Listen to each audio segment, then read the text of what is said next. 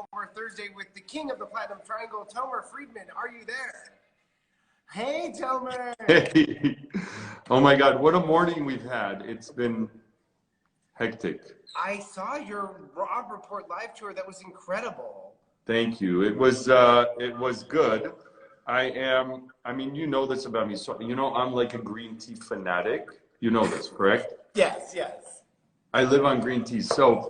So what happened last night is before bed, I decided I'm going to make some chamomile tea. And I brew, remember you got me that great tea for my birthday? I think it was the Puri. I did the loose leaf tea that's supposed to like, crack you out. Yeah. Yeah, the Puri tea, which is like fermented green tea, which is so good. It's like a pre-workout for me because I train in the morning.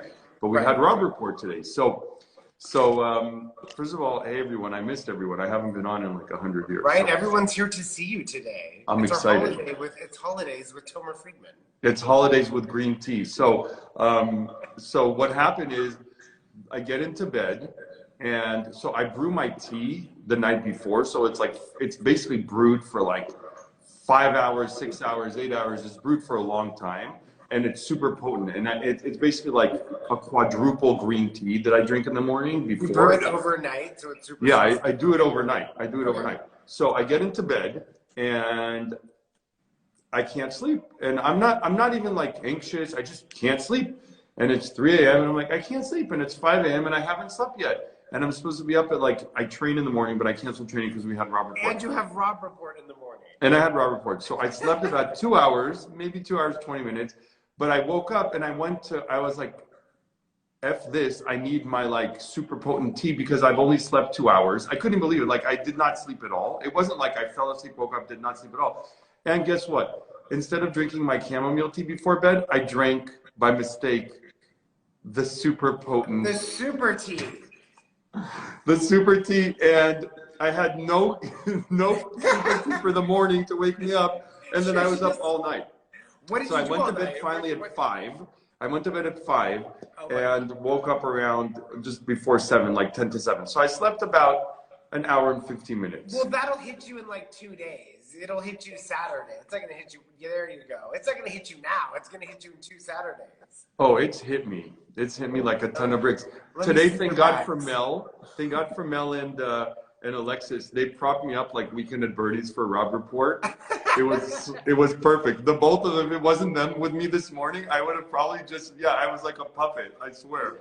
And Mel's here with me just in case I pass out. She's gonna take over Real Talk. And Tomer, you're gonna have like a sleeping pill or something. So what did you end up doing to fall asleep? Did you watch The Crown? Because no, I didn't even turn on my phone. I just kept looking at the hours, but I finally fell asleep because it was freaking 5 a.m. and I needed to be up in an hour and a half. Oh my God, what a nightmare. I hate that feeling. Crazy. I hate that feeling. Well, if you're just joining us, you are watching Real Talk and it is Tomer Thursday. For some reason, the photos aren't going big, but this is Real Talk and it's our holiday episode. So Tomer, to kick off the show, I wanted to play Secret Santa with you.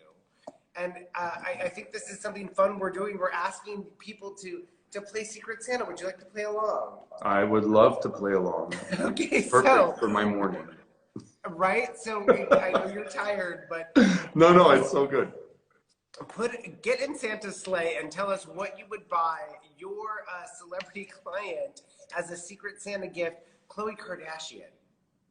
Ooh. Khloe, there's no budget. So first of all, there's no budget. And this is a family that has everything, but Khloe loves pink. She loves pink. I would probably get her like some kind of, if they made some kind of hybrid of a rose bush that comes out perfectly pink, but year round, that would just bloom for her all the time.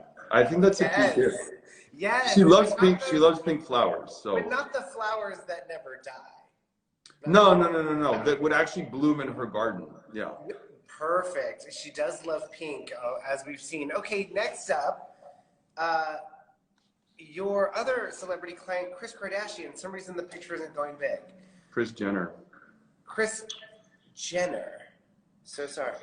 What I would get Kris Jenner is probably more of me, because that means she's buying a lot of houses. So more of Tomer. I'm going to get Kris Jenner a virtual assistant in the Philippines so that she can do more work while she's sleeping. Yeah, she's up at like 3 a.m. I can get texts at 3 a.m. from her. She is not sleeping, so yeah. She drank the same tea as you. She definitely does something right. So, Tomer, well, that's a fun game. I love that. Let's also hop over to, I think we have this, a sneak peek of your Architectural Digest tour of Alwood. This was incredible. It's getting a lot of hits on YouTube. For some reason, it's not letting me make it big, so I'm gonna try again. Boo, boo, boo. But what was that like for you? Was that stressful? No, so you were amazing. So first of all, we're so blessed to even have the opportunity to walk Alwood. Every time I'm there, I'm just blown away by this property. So a little bit of a history for people that don't know. Alwood is the largest single property in all of Holmby Hills. Holmby Hills is the most exclusive enclave in Los Angeles and probably one of the most exclusive enclaves in the country and the world. It is known for its acreage, not necessarily the view. So this is about 10 acres. The house was actually commissioned and built by the founder of Holmby Hills, Arthur Lett, who was a department store scion. It ended up being built by his wife, who passed away. So when we have it on the market currently for $115 million. It is such a gorgeous pedigree property from the 1930s. The house was built in 1936. It is a Farquhar design, and the grounds are like a park. So to walk Architectural Digest through it, and Alexander, you were with me, it was absolutely amazing. I loved it. To walk them through it was such an honor and really like a highlight of everything. It kind of brings everything together because, as you know, since I'm a kid, I've been a huge, freaky fan of Architectural Digest. I have Architectural Digest dating back to 1978 when I was like a year old. What? That's amazing. When I was a year or two old. And then, you know, obviously all the current ones I'm a subscriber. So to have Architectural Digest with such a pedigree property that is really so important for architecture, for land, for the draw of Los Angeles and what LA offers, which is land and exclusivity and open space, that, you know, I think it was just the trifecta of everything coming together. Yes, and I mean, this moment of Marilyn Monroe's hidden tunnel at this property, I think, was Architectural Digest's favorite part. And you were such a natural on camera. You took us to the hidden tunnel, and if you guys want to see it, check it out on Architectural Digest's YouTube page. Thank you for setting that up for us. We loved it. I love Architectural Digest. I love Alwood, and I love working with you. And you were amazing. And you were amazing. I did nothing. You kept me calm, and I don't like being on camera. So I did nothing. Well, let's hop over to some of your listings and audience. You're going to guess the stager today for one of them. The first thing we're going to do is 9563 Gloaming. For some reason, the pictures aren't going large. I'm super annoyed, but then we'd have to start it over. So we're going with small pictures today. So Gloaming is a new listing that we have. What I love about Gloaming is it's owned by a developer that actually loves taking mid-centuries and really restoring them, but thoughtfully restoring them. So the houses are never torn down. She is a design and architecture enthusiast, very much so for mid-century and post and beams. So we have Gloaming, and then we have Kris, which you were at and we filmed as well. She is a lover of architecture, and what she's done here is thoughtfully and very thoroughly restored the house, brought it up to today's standard. It's one of my favorite homes. It's in Beverly Hills Post Office. So Gloaming is right up against City of Beverly Hills. It is 90210, but it is Beverly Hills Post Office. It is the house was originally built in 1960, I believe. And gorgeous. I mean, I like that they kept the fireplace, but then put in a new terrazzo floor. They kept so many of the original elements, and what she does is she artfully incorporates new finishes, new elements into a design that already has character in it, because we're seeing so many designs that just don't have character nowadays and are going to not be timeless. They're going to be tacky in a few years, whereas this is truly timeless. And if you look at the scale, look at the bath and the primary bedroom. I mean, the scale that you can see with the clear story windows, they just don't design homes like that anymore, because that scale is from the original house, because it was a pitch roof post and beam. That's what I'm saying. She keeps the structure, but then brings in these contemporary elements without gloss that are very airy and bright and organic, and it just reads so well. It's beautiful. It's sophisticated, it's elegant, and it's in an amazing location. We're listed at 4,190,000, I believe. It's just under 4,000 square feet. We're 3,900 and change. I don't know if you have a photo of the kitchen, or there's a screen in there that she purchased in Europe. Yeah, that's it. If you can look at the corner on the left, there's kind of like, it's almost like, I don't know if it looks reddish in the picture. So that is actually a Scandinavian screen from the 50s that she brought over from Europe and used it as a room divider between, you know, the dining area and what would be the den or office area. And I love that. I love it so much. An audience, he said the price. This is 9563 Gloaming. Is this the same developer of Paul Kris? It is. It's the same developer. That's an amazing job. She artfully and very thoughtfully restores mid-centuries. She does not tear them down. She loves old houses. And I think her next project is not going to be necessarily mid-century. I think it's going to be more of a Hollywood Regency. So stay tuned. It's going to be sensational. Stay tuned. Stay tuned. If you're just joining us, you're watching Real Talk with the Tomer Fridman, our king of the Platinum Triangle. We just talked about 95 Gloaming, his mess up on his tea, and also Alwood, which was incredible. Tomer, what I'm going to do is actually X you out and then have you come back in, because I want these pictures to be large. So okay, X me out. Jump off and then come back in? Yes. Okay, yes. So let's say goodbye to Tomer for a second. Okay, and hopefully this will fix my picture issue, Instagram. Hello? Hello? Hello? Hello? All right, let's see if, no, still not fixing. That's annoying. Let's bring him back in. Tomer Fridman, you're back. I don't know what's going on with the pictures today.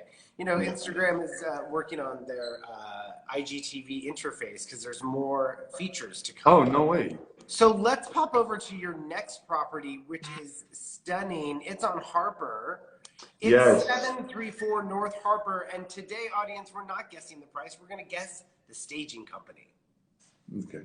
So Harper is a new developer that I'm working with. It's Yehuda. Yeah. YY. He always has these beautiful emblems of his branding on each property. And his name is Yaron Yehuda. First of all, location of the house. It is such a cool, hip, just gorgeous location. Walking distance from Melrose. So you're just north of Melrose. You can go to all the best cafes, shops, etc. Especially now where maybe we shouldn't be driving and it's just takeout. It's just to go, so you can walk to your favorite cafe, pick something up, come back to your house. So this is WeHo? This is basically WeHo. Yeah. I love that. It's beautiful.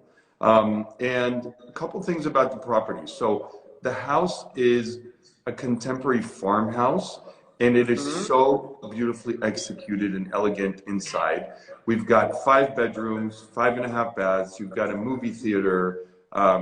As you can see, beautiful wood detailing on the outside. And if you can show some of the shots, I don't know if you have any of the kitchen shots. It's actually one of my favorite kitchens.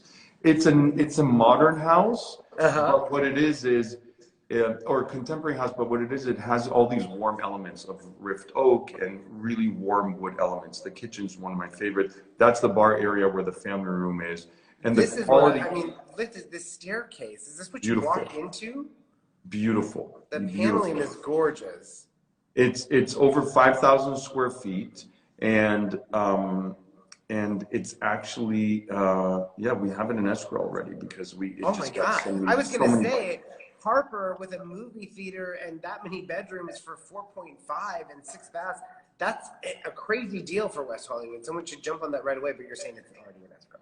It's in escrow. We had it a week, and then I've gotten my co-agent Daniel Jacobson on it, who's fantastic. He's with Compass as well, and hey Daniel, has worked with this developer for ages. He's been amazing on this. So you want to guess the staging company? I don't know if we have more photos of the staging. I mean, that's why it makes it so hard for people. Not only is it a small photo, but you have to guess the staging company on this table and these bar stools and this movie theater. Do we have any guesses? I have a guess. Amir's gonna know. No, Amir's not playing. Anybody else? Anybody else? I'm gonna give it 5 seconds. So you're already in escrow. Are you seeing a lot of things close before the end of the year, Tomer? I just got off the phone with somebody and they were saying the same thing. Like, yes. So this month, I think into December, knock on wood. Last year we had a very busy December, very, very busy December. Right? It's like people have to buy before the end of the year. Totally. Probably the most in our career last year in December. And this December, knock on wood, is turning into really, a very busy, knock on wood, closing month, because things are going into escrow left and right, and then hopefully they close in December. What we're trying to do is close by the end of the year. So last year, just so you know, I closed the last 2 deals in all of Los Angeles County to record on December 31st, 2019.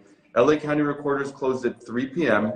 and we pushed and forced and finagled our way and closed 2 of them at 6 p.m. on December 31st, 2019. Were the last 2 recordings of last year. So. And weren't you in Miami when you did that?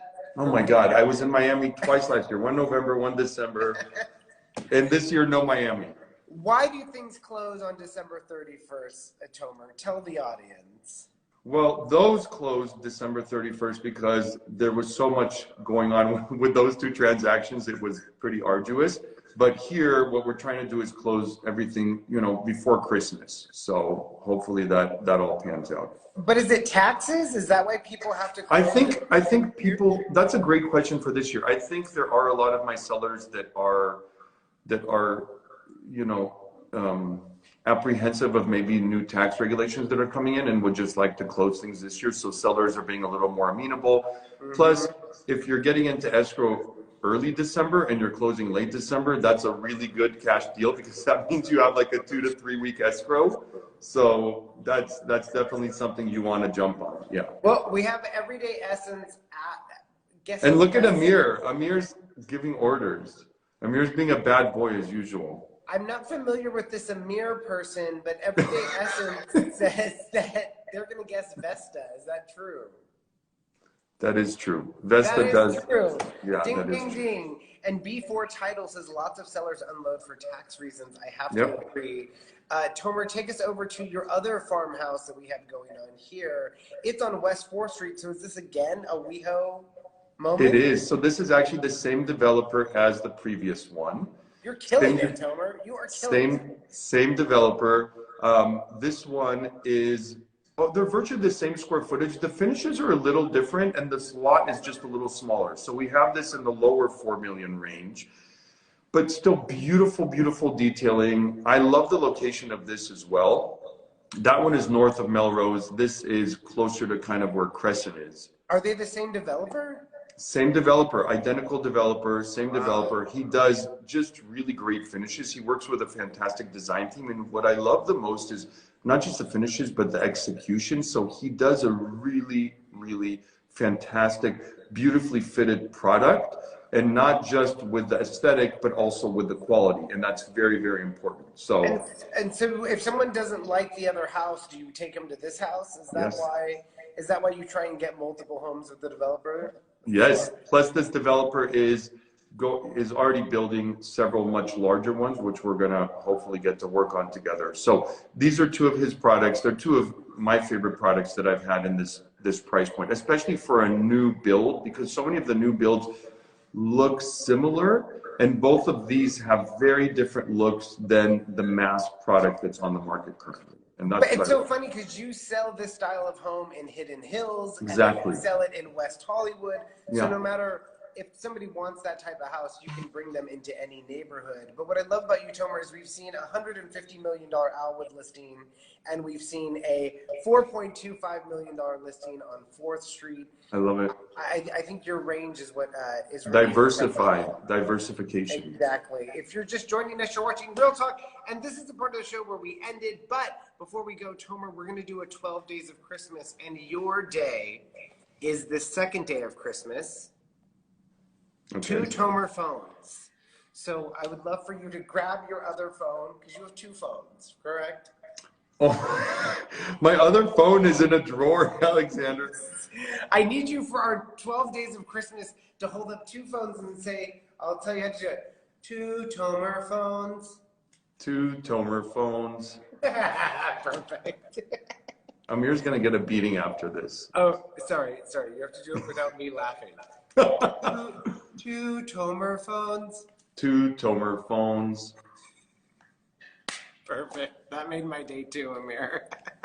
But you need 2 phones. You need Melanie and I are dying right now. We don't even know what's going on. I love you guys. And Sawyer, did you see Sawyer, Melanie's new pup? He's so cute. Yes, he's so cute. Wait, hold him up to the light, Carol Ann. Yeah. Let me see. Look how handsome he is. He's like a model. Oh my God. So he was just modeling on a rock. So funny. Yeah. Sawyer's our little mascot. He's our team mascot. I'm going to make you do it one more time, Tomer. You have to hold up 2 phones. I have to hold up 2 phones, actually? Yes, that's the joke. Oh my God. Grab Melanie's phone and do it. No, there's not. The other phone is. Do it later. Do it later and we'll cut it in. We'll do it later. 2 Tomer. Because one of them I'm talking on. Yeah, you're right. 2 Tomer phones, and I'm going to cut them all together. Tomer, thank you so much for coming back. We'll see you in 2 Thursdays from now. I love you so much. And amazing job on the Rob Report tour. If you guys didn't catch it, you can go to Rob Report or Tomer's story later today. Okay, love you guys. Thank you. Love you. Laura, congratulations on the escrow. Bye-bye. Thank you. Bye. Tomer Fridman, it's Tomer Thursdays. We're so glad to have him back. He's always a great sport, and we'll do whatever we ask him to. Thank you guys for watching. Tomorrow on the show, we've got on AD Darling, Garrett Hunter, who's coming. He is one of the new American voices from Architectural Digest, a friend of mine and an amazing curator. So if you want to know about design, tune in tomorrow at 11:11. I'm your host, Alexandra Ali. That was Real Talk. Thank you, Tomer Fridman, at Tomer.Fridman. We'll see you all, and thanks again.